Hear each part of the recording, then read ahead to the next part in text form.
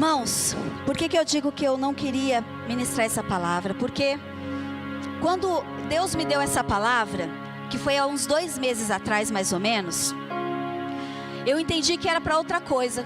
Eu estava orando e Deus ministrou no meu coração algumas coisas sobre motivação.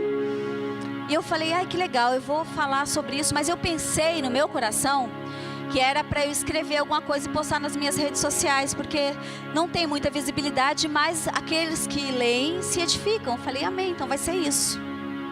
E os dias foram passando e não tive tempo de escrever e colocar no Facebook. Eu falei, meu Deus, há umas 3 semanas atrás, eu falei, Senhor, não tive tempo. Mas o Senhor estava aguardando o momento certo.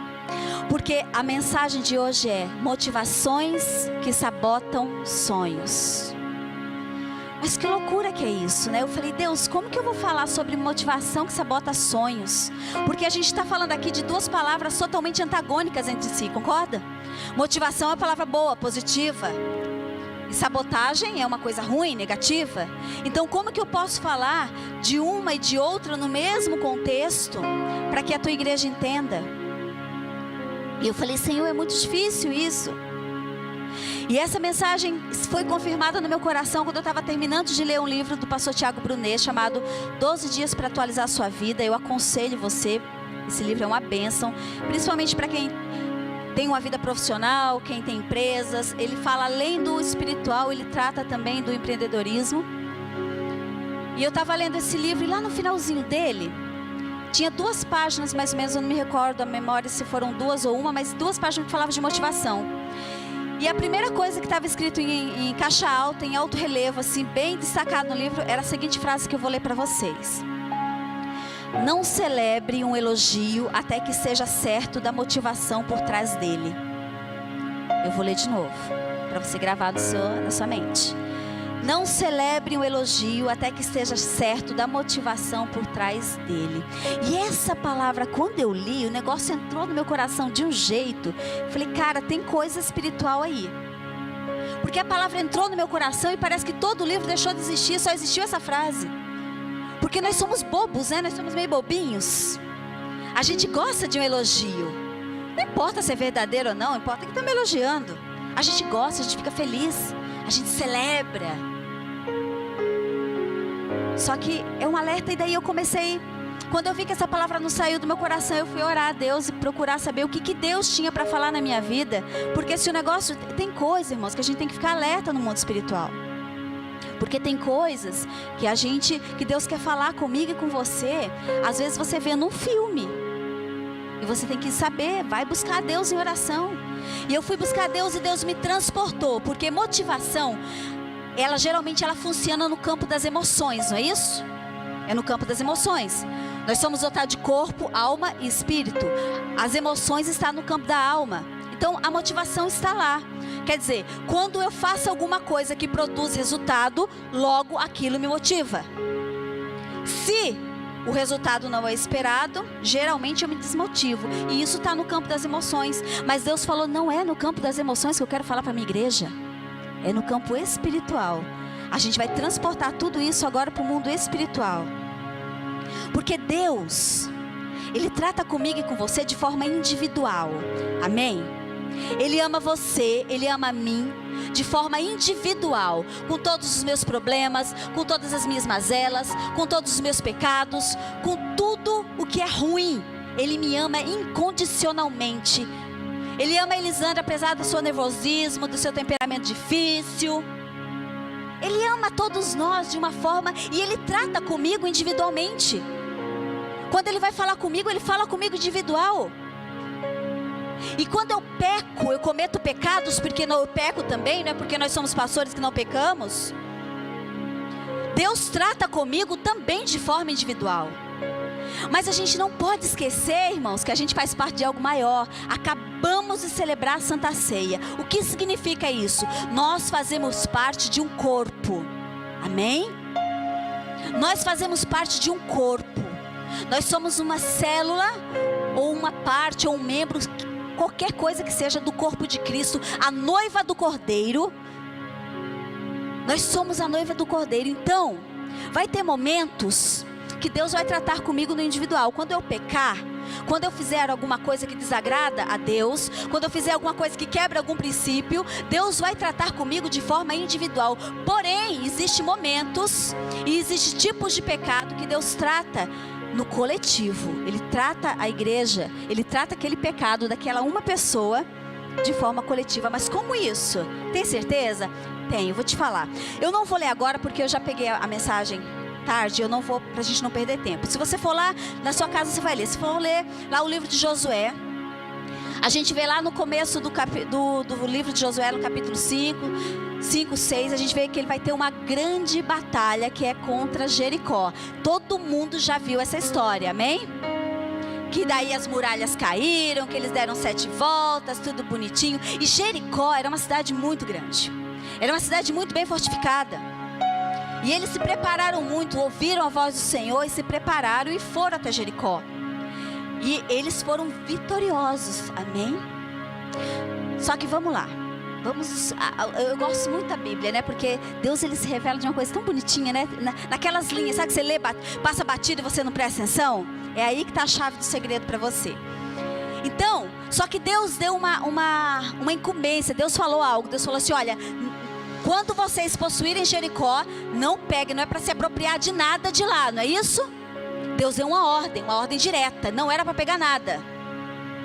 Só que tinha um camaradinha, quem já ouviu falar de Acã? Todo mundo já ouviu falar de Acã, né? Acã era uma bênção. Ele pertencia ao povo de Israel, mas ele viu lá umas coisinhas lá, não tinha ninguém olhando, olhou para lá, olhou para cá e falou, ninguém tá me vendo. Pegou as coisinhas. Só que a Bíblia também diz, ninguém viu. E a Bíblia diz que ele colocou debaixo da sua tenda. E ninguém viu. Só que tinha uma pessoa que viu. Aquele que tem olhos como chamas de fogo. Ele viu. Mas ele também não falou nada. E a próxima batalha, se você continuar a ler o livro de Josué, lá no capítulo 6 e 7, é contra a cidade de Ai. E a Bíblia diz que era uma cidade bem pequenininha. E Josué falou, vai lá. Foi um pequeno grupo, porque eles estavam tão motivados. A gente está falando de motivação, amém? Eles estavam motivados. Quando eles ganharam a guerra contra Jericó, eles falaram assim, agora a gente está bombando, a gente está vivendo o melhor de Deus. Deus falou conosco e a gente venceu, e glória a Deus. E eles foram para Ai. Chegou lá em Ai, foi um Ai mesmo, porque a Bíblia diz que eles perderam feio. Para vocês terem uma ideia, quando eles na batalha contra Jericó, ninguém morreu. A gente sabe que toda guerra, se você vê esses filmes, mesmo quem é vencedor geralmente tem baixas, né? Tem pessoas que morrem. Contra Jericó ninguém morreu, mas a Bíblia diz que na batalha contra Ai 36 pessoas morreram. E eles voltaram, a motivação que existia não existia mais.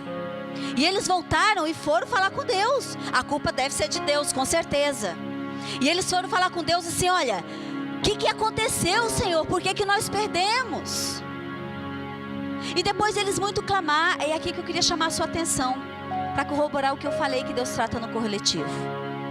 Deus falou assim para eles, olha, existe pecado em Israel. Amém? Você está prestando atenção no que eu estou falando? Está entrando no seu coração?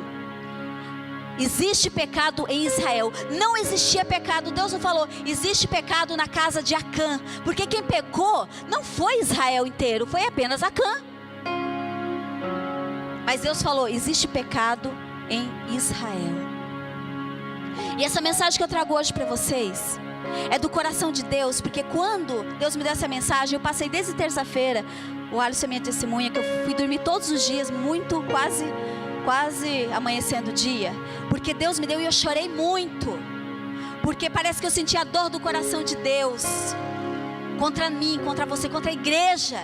E essa mensagem eu vou falar para vocês, o Espírito Santo me revelou que essa mensagem que está sendo pregada aqui para essa igreja hoje é uma mensagem que vai ser pregada no mundo inteiro. Não estou falando que sou eu, gente. Deus vai usar pregadores para trazer essa mensagem para os seus filhos, porque a sua igreja precisa ter uma mudança de comportamento, mudança aqui dentro, ó.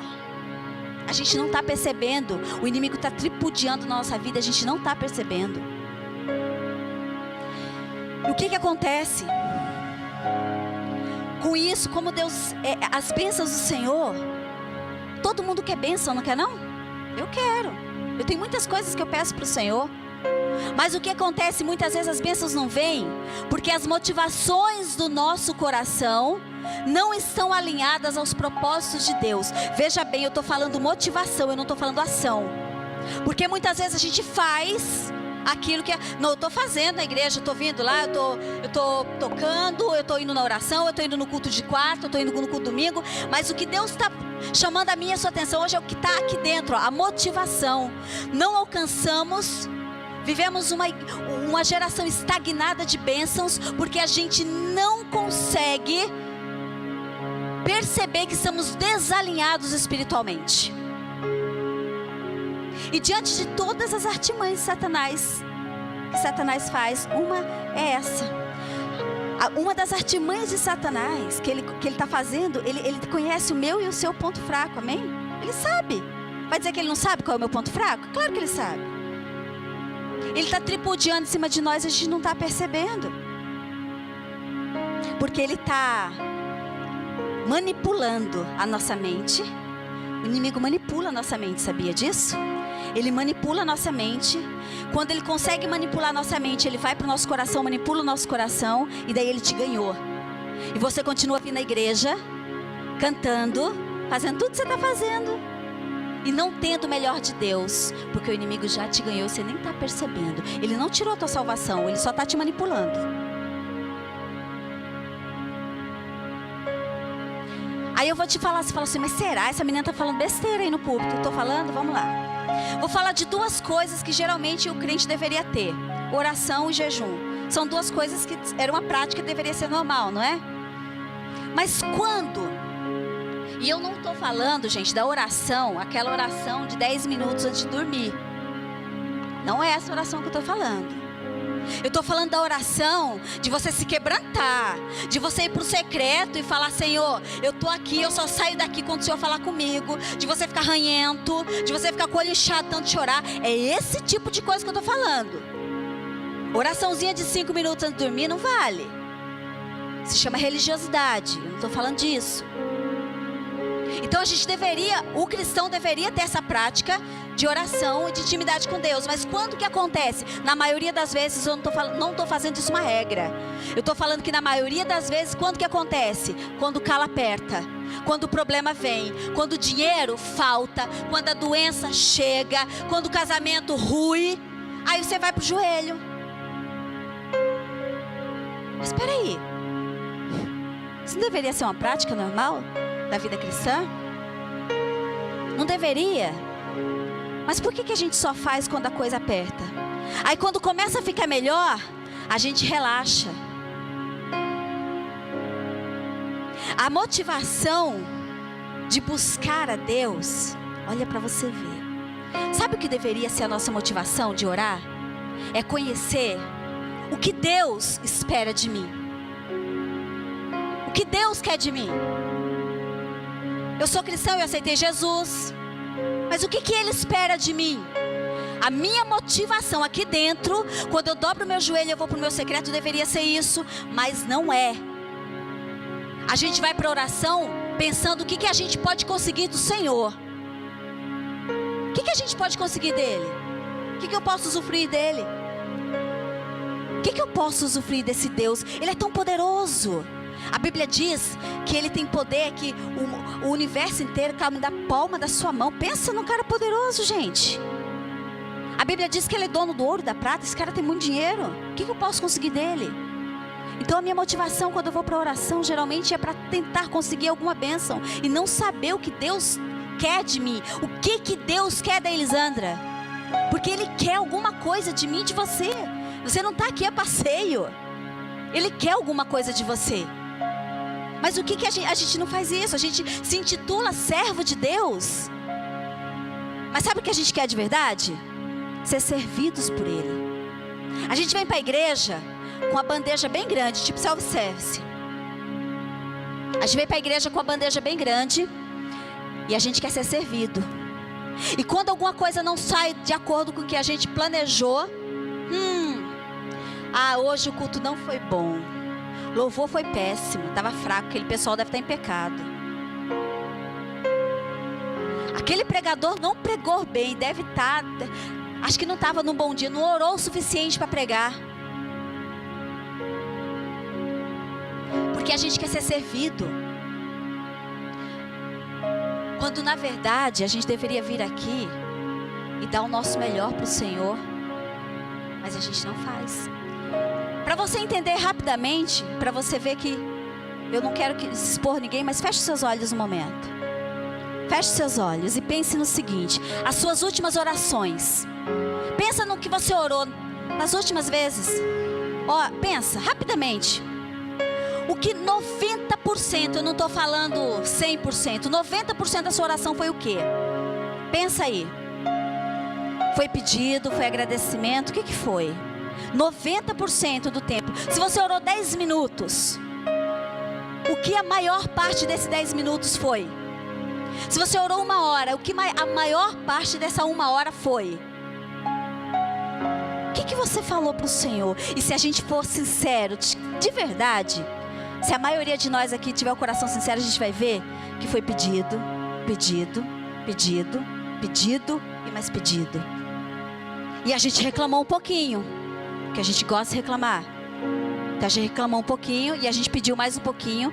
E depois, para não ficar feio, porque a gente faz isso para apaziguar a nossa mente, né, o nosso coração. E para não ficar feio, você agradeceu. Ai, Senhor, muito obrigado pela família, Senhor. Muito obrigado pelo meu emprego. Puro clichê, porque no coração mesmo, o que estava eram os pedidos. E a gente tem um outro nicho de crente, um outro nicho de igreja, um outro nicho de pessoas que nem se dá o luxo de orar. Ele pede oração. Porque, gente, não é errado você pedir oração para ninguém. Não é errado. Quando você diz assim: irmão, ora comigo, me ajude em oração que o peso está pesado. E eu vou dizer, tem hora que pesa mesmo. Tem hora que o negócio fica feio. A gente fica... Olha, a luta é tão grande. O peso espiritual às vezes é tão grande que você fica mal. E você precisa de alguém para te ajudar. Não é errado. O errado é você transportar o seu problema para a vida do outro. Ora aí por mim. Mas o que você vai fazer? Ah, não, eu vou assistir um filme na Netflix. Gente, eu não estaria falando isso se Deus não mandou eu falar. Vocês podem ter certeza. O que você está fazendo? Eu estou assistindo uma série muito da hora, La Casa de Papel. E não é errado assistir um seriado. Não é, eu amo seriado. Mas o errado é você deixar a sua espiritualidade de lado, delegar a outra pessoa e achar que Deus tem a obrigação de fazer tudo que você quer. E eu falo uma coisa para vocês que Deus falou muito no meu coração essa semana. A batalha espiritual, a verdadeira, genuína batalha espiritual se dá aqui, ó, na mente. Começa aqui. Por isso que a gente fala toda vez que a gente vai aconselhar pessoas: cuidado, cuidado com as fortalezas da sua mente, porque o diabo ele vem com tudo nas fortalezas da mente do homem. Ele vem com tudo. Ele vem com os 2 pés, ele dá voadora na galera. E ele lança as investidas dele contra as fortalezas da nossa mente. E se a gente titubear, vem para o coração. E quando vem para o coração, deturpou a sua motivação. Já era. Você vai estar dentro da igreja, você vai estar fazendo o que você sempre faz, mas sem nenhum resultado. Um culto como esse, vamos pegar um culto como esse aqui. Não tem ninguém aqui possesso. Não tem ninguém aqui. O inimigo não tomou ninguém em possessão demoníaca. O que também não seria errado se tomasse, porque daí a gente está aqui para expulsar. Porque a luz, as trevas, ela não se contém com a luz. Então, não seria nada anormal se acontecesse, mas não tem. Mas sabe o que Deus falou no meu coração essa semana? Muitas vezes o inimigo não está preocupado em possuir pessoas, fazer aquilo todo e se expor. Sabe o que ele quer? Fica uma dezena de demônios desviando a sua atenção do culto. Fica dezenas de demônios tirando a palavra que Deus está ministrando aqui, tirando ela de você, roubando ela de você. E durante 2 horas, você tem transtorno de déficit de atenção. Por 2 horas no domingo, das 7 às 9 horas tem transtorno de déficit de atenção. E você nem percebeu, passou batido.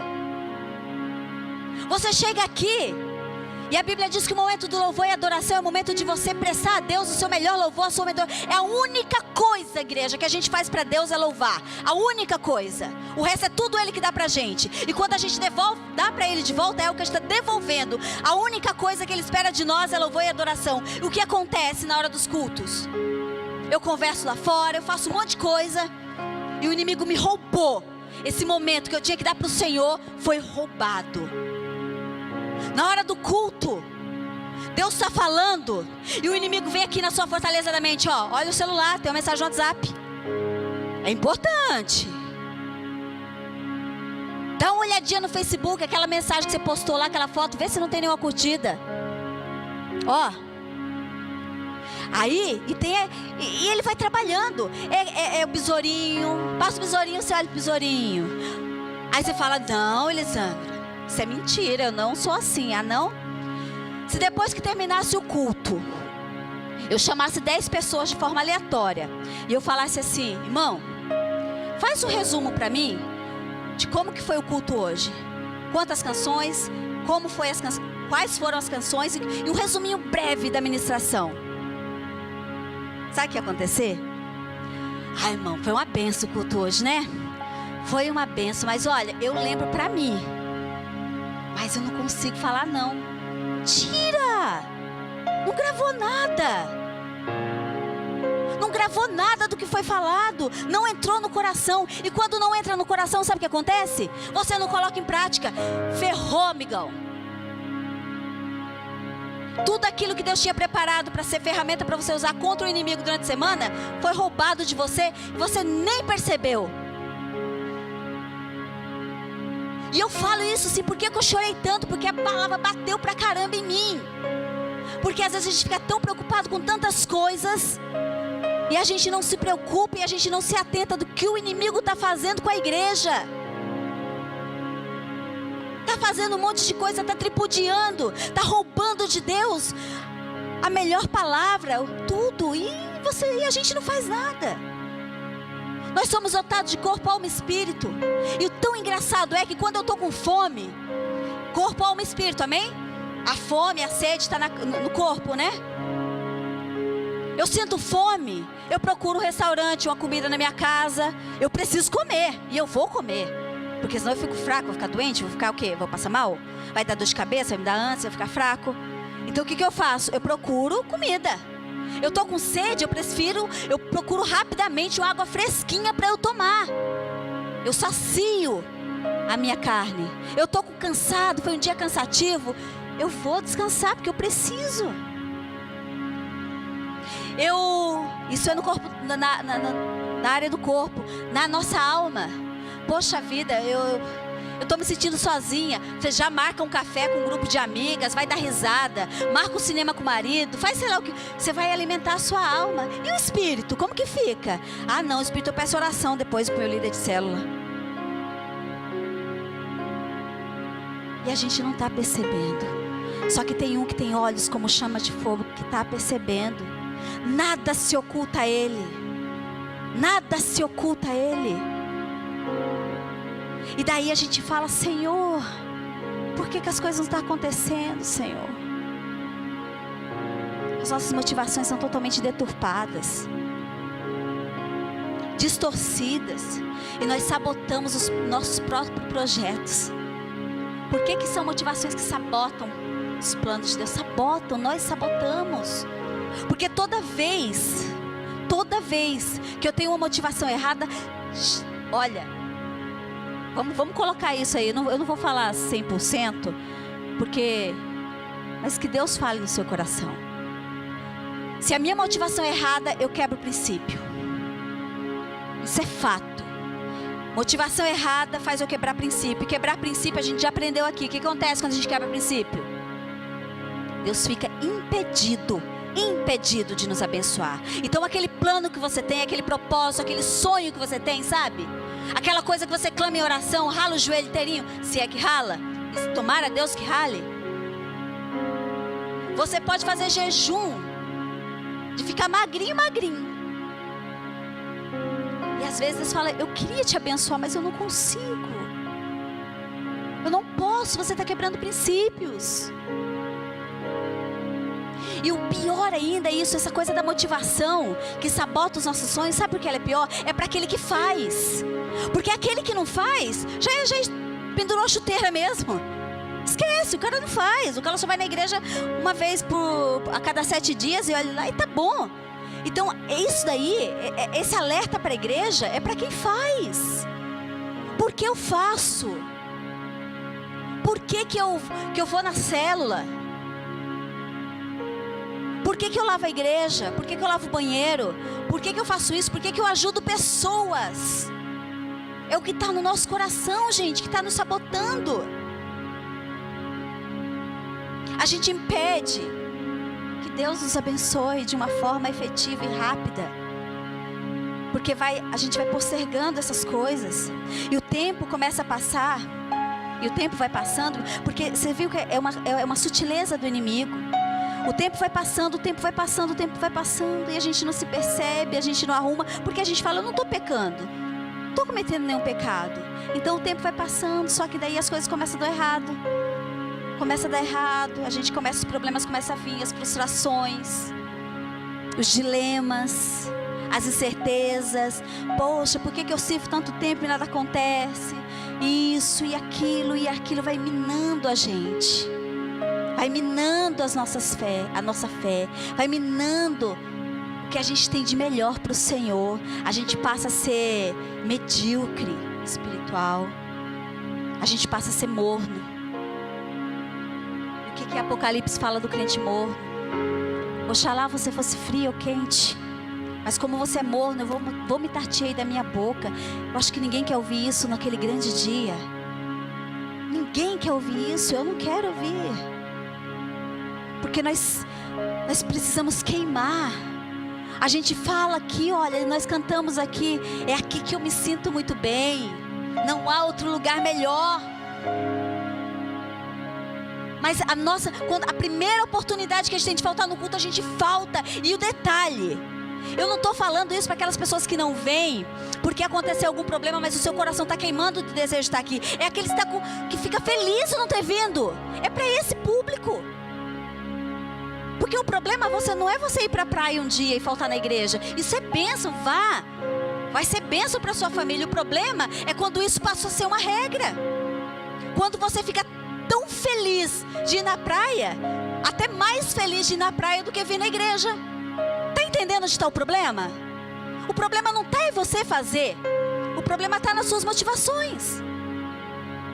Quando eu fico tão feliz de ir no cinema, no domingo à noite, e não ir no culto, e o culto não me faz falta, é aí que determina o tipo de cristão que eu sou. Não faz a diferença. E a culpa é de quem, gente? Quando os problemas começam a vir, de Deus? A gente culpa a Deus, a gente discipula pessoas, a gente vê pessoas culpando a Deus. Deus não faz. Só que a Bíblia diz que Ele é o maior dos interessados em nos abençoar. Deus quer nos abençoar, Deus quer salvar a sua casa. Josué capítulo 5 diz, eu e minha casa serviremos o Senhor. É um versículo que é muito usado no povo de Deus. Todo mundo quer ver sua família aqui dentro, louvando e engrandecendo o nome do Senhor. Todo mundo quer. Mas tem coisas que a gente precisa corrigir aqui dentro, sabe por quê? Porque esse tipo de coisa, Deus não está vendo no individual, Deus está vendo no coletivo. Deus está vendo isso como igreja, sabe? Deus está vendo como corpo, como noiva. Uma noiva usurpadora. Uma noiva que só quer as bênçãos dEle. Quando você dobra o seu joelho, você vai orar. E se eu perguntasse para você, o que é mais importante? Se Deus se materializasse aqui e falasse assim, o que você quer de mim? Você quer que eu responda todas? E olha bem, eu estou falando todas. Você quer que eu responda todas as suas orações? Ou você quer saber o que eu tenho para você? O meu propósito para sua vida. O que você ia escolher?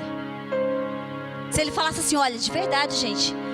Se ele falasse, olha, filho, olha, Elisandra, o que você quer sem uma escolha? Você pode escolher um ou outro, não os dois. Só um ou outro. Eu respondo todas as suas orações. Tudo que você pediu, tudo que está aqui no seu coração pedindo ao Senhor, a mim, eu vou responder para você. Eu vou te dar todas as bênçãos que você está esperando. Ou você quer conhecer o que eu tenho reservado para sua vida? Por que você veio para o mundo? Por que você está aqui? Será que a gente tinha coração? Porque uma coisa é você falar, ai Senhor, falar de boca, ai Senhor, eu quero saber os teus propósitos para minha vida. Outra coisa muito diferente é o seu coração querer isso. E é isso que Deus está falando para a igreja. Porque o inimigo, lança aqui e desce para cá. Toda desconstrução que o inimigo tenta fazer, ele tenta fazer no campo das ideias. É no campo da mente. Deixa eu te dar um exemplo muito rapidamente. É aniversário da sua esposa, estou falando agora para os casados. É aniversário da sua esposa. E você acorda, é um sábado de manhã. E você olha para ela dormindo e você fala assim, nossa, eu acho que eu vou, é aniversário dela. Eu vou na padaria, vou comprar umas coisinhas gostosinhas e vou fazer um café da manhã especial, vou trazer para ela na cama. De onde surgiu essa ideia? Na mente? No campo das ideias, né? Você teve essa ideia brilhante, muito boa ideia, inclusive. Aconselho você a fazer isso. Só que daí, você fica mais um tempinho lá, né? Dando aquela dormidinha gostosa, aquela, sabe? Aí você começa a pensar, sabe de uma coisa? Vou sair daqui não. Ela nem tá merecendo. Essa semana a gente brigou pra caramba. Né? A gente brigou, ela não merece. Tentei namorar com ela ontem, ela falou que estava cansada, com dor de cabeça. Eu vou ser bobo de levantar daqui, comprar coisa para ela? Ela não merece. Olha para você ver, são duas ideias. Você primeiro plantou uma ideia boa. Aí depois veio a ideia que não é tão boa. Porque aquela ideia boa podia ser aquela carta, sabe aquele ingresso gostoso? Para aquela noite boa que você teria logo mais. Porque a sua esposa ia ficar muito feliz. Mas aí veio a segunda ideia. Faz isso não, ela não merece. Aí você, como é bonzinho, pensa assim, mas no dia que ela merecer, eu faço. Só daí, assim, o seu coração aceitou a segunda ideia, não foi isso? Desceu pro coração, você não fez. E daí você você quebrou um princípio que a gente sabe quando a gente casa, a gente não casa pra ser feliz. É um tremendo engano, e eu digo mais, a grande frustração dos casamentos hoje é as pessoas acharem que casaram para ser feliz. Você casa para fazer o outro feliz. O apóstolo Paulo diz assim, o seu corpinho não pertence mais a você, e sim ao seu marido. E o seu marido também não pertence ao corpinho dele, pertence a você, esposa. E o seu marido deve te amar com tanto amor que ele tem que dar a sua vida por você. Quem estaria na cama do hospital depois de um acidente precisando de um coração? O marido falaria, tira aqui, tira o meu, pode dar para ela. Daria? Ah não, eu tenho que trabalhar para sustentar os nossos filhos. Ela não ia conseguir, porque você é bonzinho pra caramba. Então nisso a gente já quebrou vários princípios aí. E eu tô dando, gente, é um exemplo besta, tá?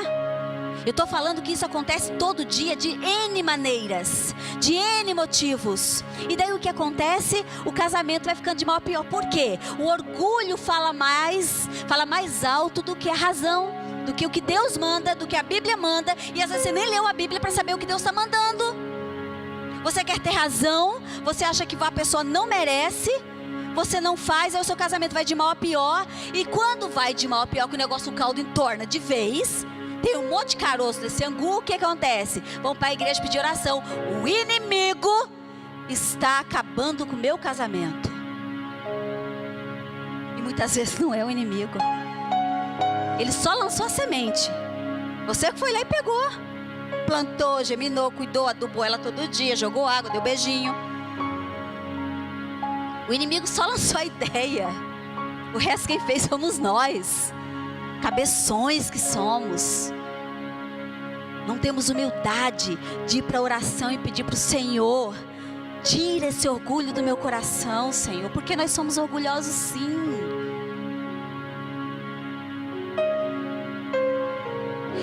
E o inimigo usa isso em tantas áreas da nossa vida e a gente nem percebe. A gente tenta repreender o inimigo de tantas áreas da nossa vida e ele nem tá, ele só plantou a ideia. Nós somos inimigos de nós mesmos, vocês entendem? Inimigos. Estamos sendo o diabo de nós mesmos, sabotando os nossos planos, nossos sonhos, impedindo Deus de agir. Porque a nossa motivação em fazer não está alinhada com a verdadeira, porque Deus conhece o coração, não adianta você falar. É o que Deus conhece, Ele sabe.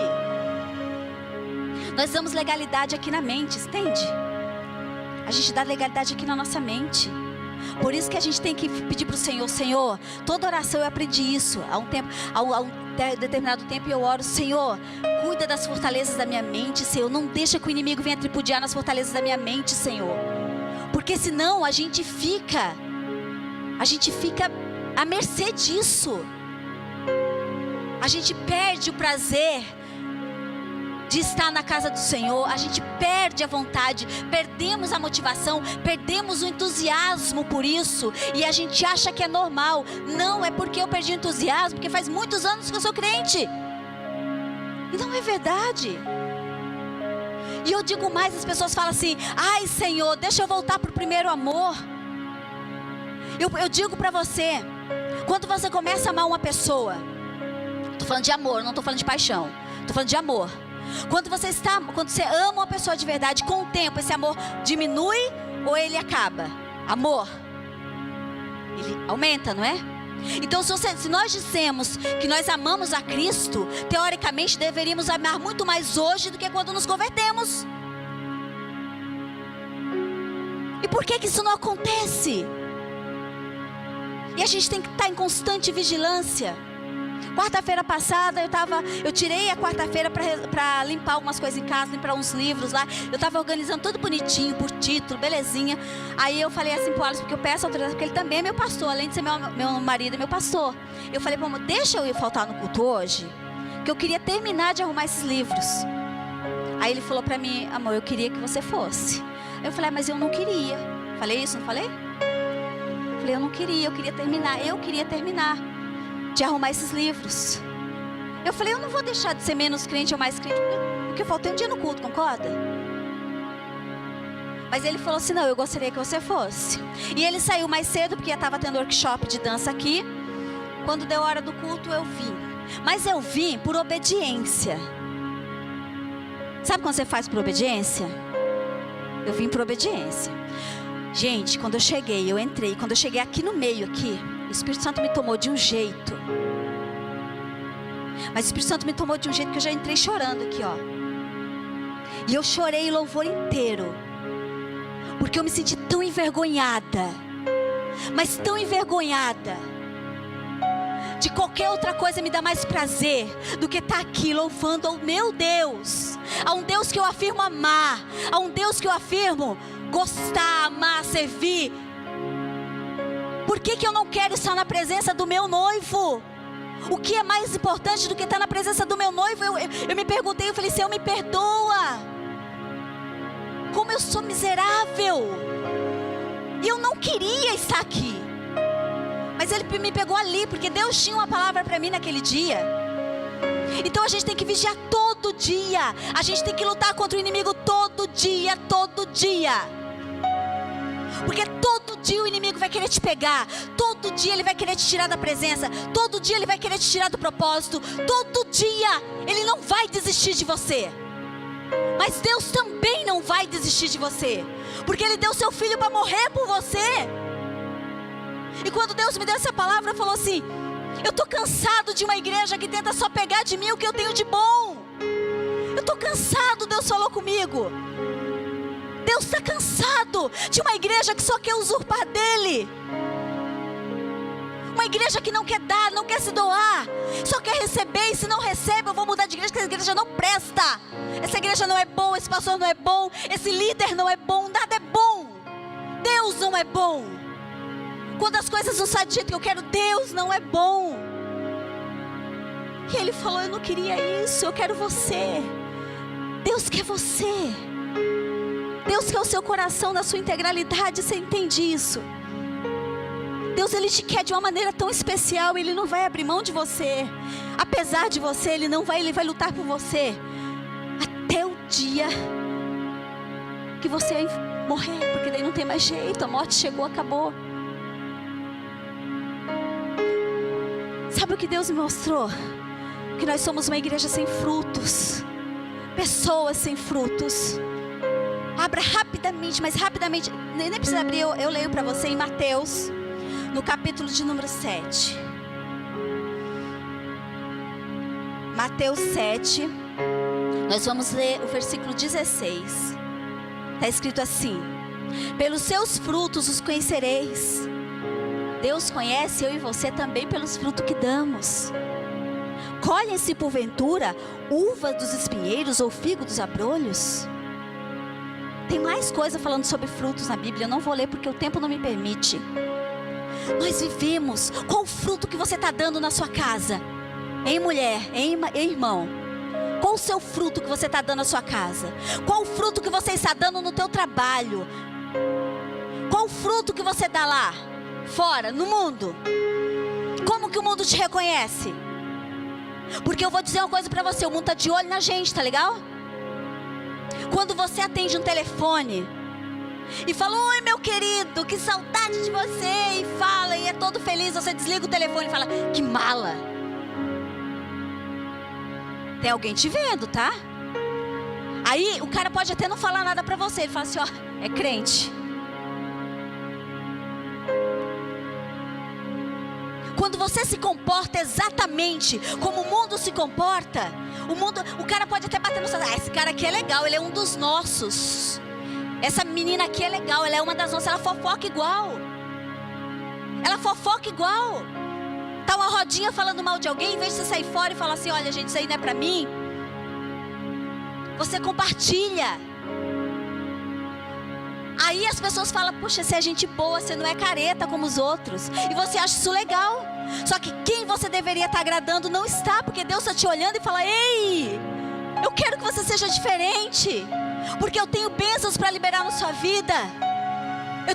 Eu tenho muitas coisas para fazer por você. Eu quero te dar bênção, eu quero te fazer feliz. Eu quero resolver o teu problema financeiro. Eu quero resolver o teu problema familiar. Eu quero te levar para um nível espiritual muito mais além. Cadê você? Nós somos uma igreja, sabe? Deus falou, olha, nunca houve tanta igreja na face da terra. Quando eu era criança existia eu, mais 3 meninas que eram cristãs na escola. Hoje é cheio. Todo mundo é crente, todo mundo é protestante, todo mundo é de uma igreja. Mas cadê o fruto, gente? Cadê o fruto? Nós somos cheios e vazios. Igrejas cheias de pessoas vazias. Pessoas que vão bater cartão na igreja domingo. Deus não quer isso. É triste para um pastor ver quando um membro é desse jeito. Imagina para Deus. Deus saber que você é vazio por dentro. Deus saber que você não tem conteúdo, que você não tem frutos, que Ele não pode chegar em você e falar, olha lá meu servo Jó, olha lá minha serva Elisandra, como ela é fiel mesmo quando ninguém está vendo. Naquele troco que passa para ela lá no supermercado, ela devolveu porque ela é fiel. E ela não é fiel para contar para os outros, gente, postar no Facebook. Hoje eu tive uma experiência tão legal. A pessoa lá do supermercado me devolveu R$50 a mais e eu devolvi. Já está aqui o seu tesouro, carinha. Quando você ajuda uma pessoa e você tira foto, uma selfie com essa pessoa e fala, olha, é nossa obrigação quando cristão fazer isso. É minha obrigação e a sua. A gente não ganha, a gente não faz mais que a obrigação de fazer isso. Então você está entendendo como os nossos frutos estão corrompidos. E se alguém posta no Facebook que ajudou uma pessoa que estava precisando na rua, assim de comentário e compartilhamento, todo mundo achando isso top, mas isso é obrigação nossa. Poxa, que legal. É porque o mundo é assim. E a gente não pode ser como o mundo. A gente é diferente. Se você aceitou Jesus, algo diferente tem que ter na nossa vida. Pessoas que oram para ter. Deus ministrou no meu coração uma igreja que ajoelha, que vem para frente para ter. Eu quero ter, mas que não consegue orar para ser. E quando ora para ser, é oração frajuta, medíocre. Nem ele acredita nele mesmo. Quanto mais convencer a Deus, que conhece o interior do nosso coração. Pessoas que buscam um salvador para os seus próprios dilemas pessoais. Sabe? Eu tenho um dilema, eu tenho um problema, então eu procuro um Deus que resolva esse problema para mim. Como é pesado você estar no seu quarto. Como é pesado. Se você não está conseguindo ver com os seus olhos espirituais, eu vou orar para que o Senhor consiga abrir os seus olhos espirituais. Como é pesado você estar no seu quarto e você pedir para o Senhor uma mensagem para passar para a igreja, e Deus falar assim: olha, o que eu quero passar para essa igreja é que eles não estão me servindo como devem servir. Passa para essa igreja que as motivações deles se corromperam e eles não perceberam.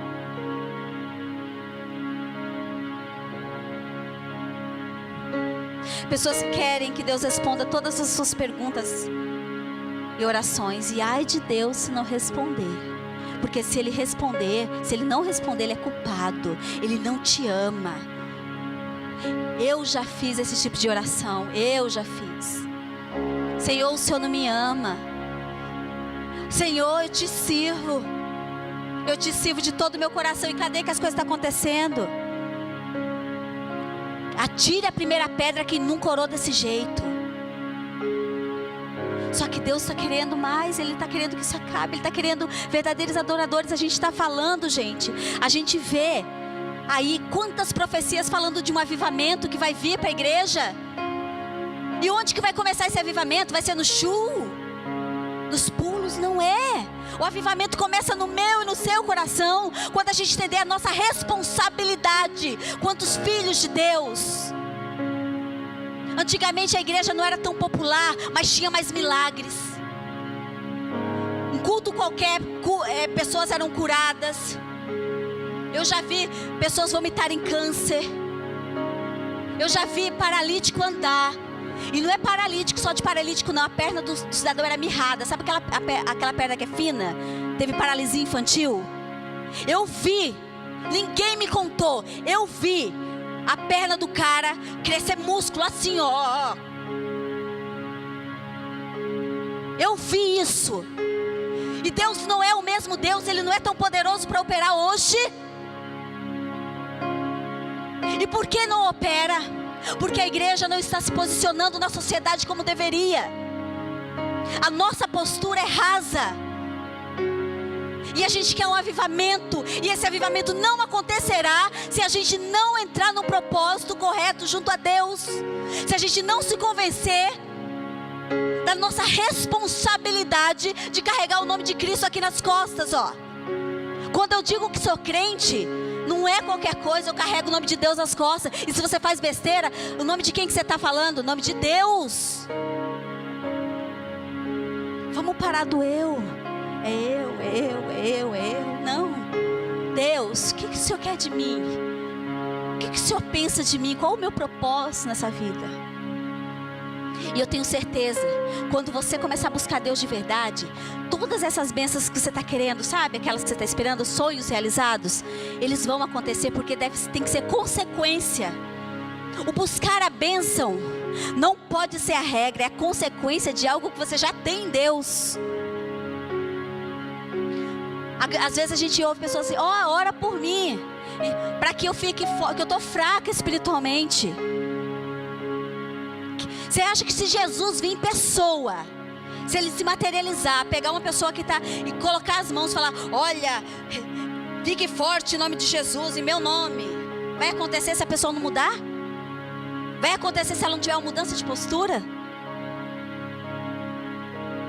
Se existe uma pessoa que pode fazer tudo por nós, é o nosso Senhor, mediante a nossa postura diante dele. Se você for ler o livro de Deuteronômio no capítulo 28, vai ter todas as bênçãos que o Senhor tem reservado para mim e para você. E diz assim: as bênçãos do Senhor correrão atrás de você. Aí eu te pergunto, e eu quero que você mastigue isso a semana inteira. As bênçãos, quantas bênçãos estão correndo atrás de vocês? De mim? Quantas bênçãos estão correndo atrás de mim? Bem, a Bíblia mente? Não. Então o que está acontecendo? Desalinhamento. E quando Deus colocou no coração do Alisson que esse seria um ano de alinhamento, eu achei que era tudo bem. E agora eu estou entendendo a real complexidade do alinhamento. Quando eu quebro alguma parte do meu corpo, um braço, um pé, uma perna, e o osso sai do lugar, o que o médico faz, gente? Ele, coloca no lugar, não é? Isso causa dor. Não causa? A princípio é dolorido, mas depois vem a recompensa. Então o que Deus está fazendo com a igreja nesses dias é alinhando. Por isso que tantas coisas estão acontecendo. O ano de alinhamento é ano de Deus colocar coisas no lugar. Se você disser: eis-me aqui, Senhor, me coloca no teu devido lugar, me coloca, eu quero ser alinhado em ti, Ele vai fazer. E depois as bênçãos vão te seguir. As bênçãos vão te seguir, porque não tem como ser diferente. Você entrou no propósito, você entrou na roda que está girando. Ela vai girar e você vai ser abençoado. Se coloque em pé em nome de Jesus.